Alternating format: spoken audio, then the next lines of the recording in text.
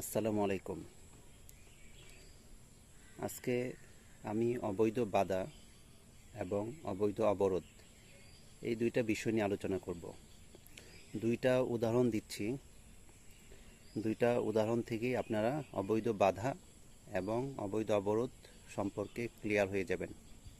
অবৈধ বাধা, এটা বাংলাদেশ পেনাল কোড ৩৩৯ ধারায় এই সম্পর্কে বলা হয়েছে, এবং অবৈধ অবরোধ পেনাল কোড ৩৪০ ধারাতে এই সম্পর্কে আলোচনা করা হয়েছে।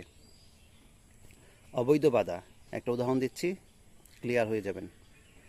আপনার বাড়ি থেকে আপনি আপনার নানার বাড়ি যাবেন, যাওয়ার রাস্তা দুইটা।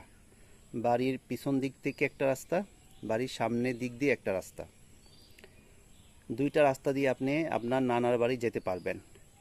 এখন আপনার চাচাতো ভাই আপনাকে বলল আপনি বাড়ির সামনে রাস্তা দিয়ে চলাফেরা করতে পারবেন না, আপনি বাড়ির পিছন দিক দিয়ে চলাফেরা করতে পারবেন, মানে পিছন রাস্তা ব্যবহার করে আপনি আপনার নানা বাড়ি যেতে পারবেন, কিন্তু সামনের রাস্তা দিয়ে যেতে পারবেন না। আপনার চলাফেরা নিষেধ করে নাই, কিন্তু একটা নির্দিষ্ট রাস্তা ব্যবহার করতে সে নিষেধ করেছে।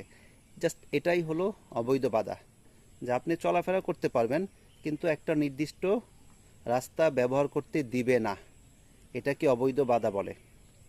আর অবৈধ অবরোধ হলো, আপনাকে বলা হলো আপনি আপনার বাড়ি থেকে অন্য কোনো জায়গায় যেতে পারবেন না, আপনার যে বাড়ির সীমানা ওই সীমানার মধ্যেই আপনি আবদ্ধ থাকবেন, বাড়ির সীমানা থেকে বের হতে পারবেন না। এটাই হলো অবৈধ অবরোধ। অবৈধ বাধা এবং অবৈধ অবরোধের মধ্যে পার্থক্য হলো, অবৈধ বাধার ক্ষেত্রে আপনি চলাফেরা করতে পারবেন, আপনাকে নির্দিষ্ট একটা রাস্তা একটা পথ ব্যবহার করতে দিবে না। আর অবৈধ অবরোধ আপনাকে চারদিক থেকে আবদ্ধ করে ফেলবে, বলা যাবে, আমরা বলতে পারি আপনাকে একটা জেলখানার মধ্যে বন্দি করে ফেলবে। আপনাকে বলা হবে আপনি এই রাস্তাটা এই জায়গাটার বাইরে যেতে পারবেন না। যখন আপনাকে বলা হবে আপনি এই এলাকাটার বাইরে যেতে পারবেন না, এটাকে বলা হয় অবৈধ অবরোধ। আশা করি আপনারা ক্লিয়ার হয়ে গেছেন।